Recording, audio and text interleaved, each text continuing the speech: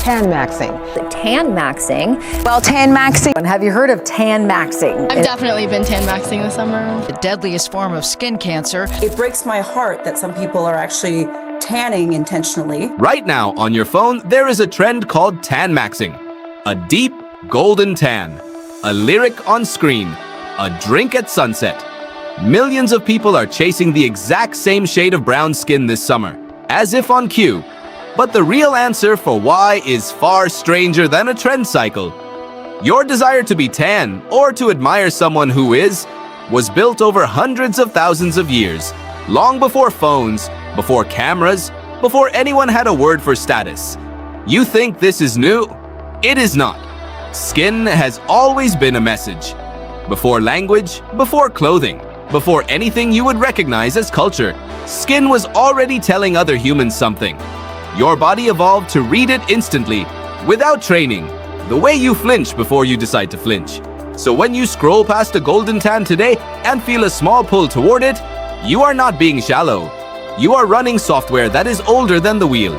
Let's go back, way back. Your earliest ancestors in Africa had dark, heavily pigmented skin. This was not decoration, it was protection.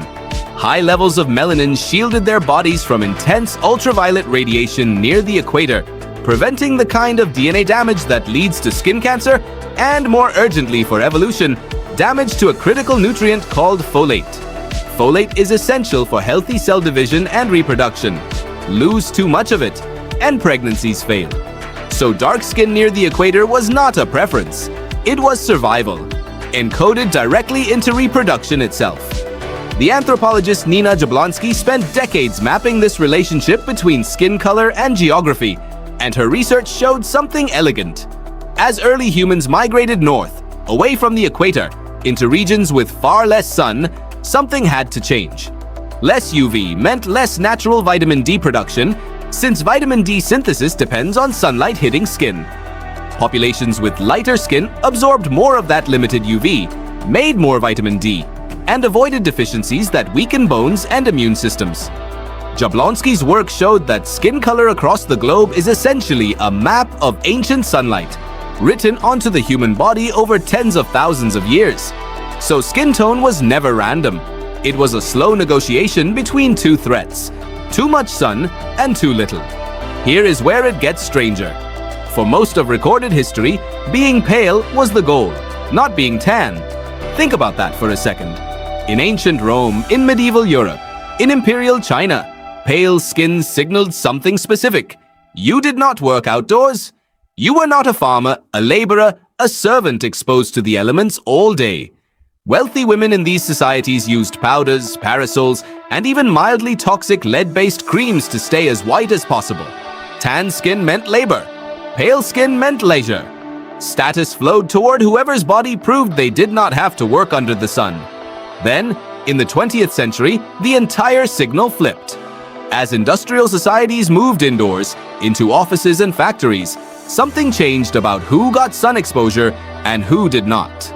Suddenly, the working class was pale, trapped inside all day under artificial light. The wealthy, meanwhile, had the time and money to travel, to lounge on beaches, to acquire a tan as proof of leisure. The signal reversed completely. Tan skin now meant vacation, freedom, disposable time. Pale skin quietly started to mean the opposite: someone chained to a desk. Notice what stayed exactly the same underneath both versions of the story. It was never really about the color itself. It was about what the color proved. Pale skin, tan skin, it did not matter. What mattered was the story your skin told about your life without you having to say a word. This is what biologists call a costly signal. The idea, developed by the evolutionary biologist Amos Zahavi, is that the most trustworthy signals in nature are the ones that are expensive or risky to produce. A peacock's tail is a burden, not an asset, in a fight or an escape. That is exactly why it works as a signal. Only a genuinely strong, healthy peacock can afford to carry something so costly and still survive. Zahavi called this the handicap principle, and it explains far more of human behavior than most people realize. A tan, in the leisure class era, was costly in time. Time you needed money and freedom to spend outdoors instead of working. The tan was not just pretty, it was proof. Now here is the twist. You already sense a tan is at least mildly bad for you. Skin cancer risk, premature aging. Everyone knows this. And yet the desire persists, sometimes stronger than the fear. Why would your brain push you towards something it also knows is a little dangerous? Researchers led by the dermatologist David Fisher at Harvard Medical School and Massachusetts General Hospital found something remarkable when they studied UV exposure in mice. Their bodies responded to ultraviolet light by producing beta-endorphin, a natural opioid-like chemical, directly in the skin.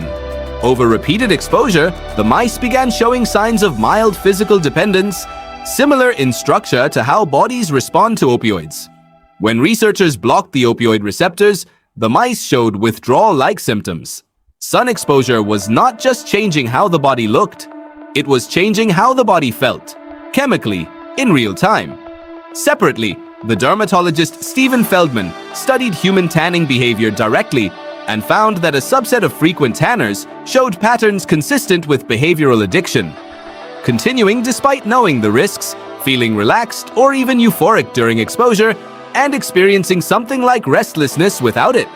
Feldman's research suggested that ultraviolet light does not just change appearance. For some people, it changes mood, in a loop that resembles other reward-driven behaviors. Put these threads together and the picture stops being about vanity at all. Your ancestors' skin evolved to track sunlight for survival.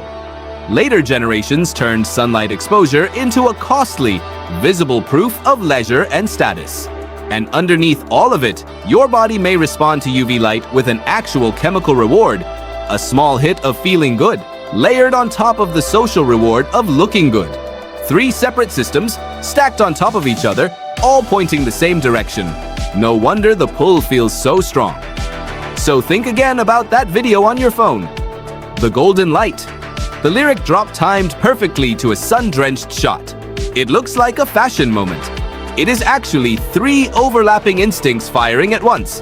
An ancient system built to track sunlight and reproduction. A newer system built to broadcast status through costly visible effort. And a chemical system that may be quietly rewarding you for standing in the light at all. You are not choosing a filter. You are running code that predates civilization. Here's the part that should stay with you. The specific color your skin turns is almost irrelevant to the deeper story. Pale was once the prize. Tan became the prize. The prize itself was never really the point. The point was always what the color could prove about your life, your health, your freedom, without saying a single word. So the next time you catch yourself wanting that golden, sun-soaked look, or scrolling past someone who has it, notice what is actually happening underneath. It is not shallow, it is ancient. Right now, on your phone, there is a trend called tanmaxxing, and it is not really about your phone at all.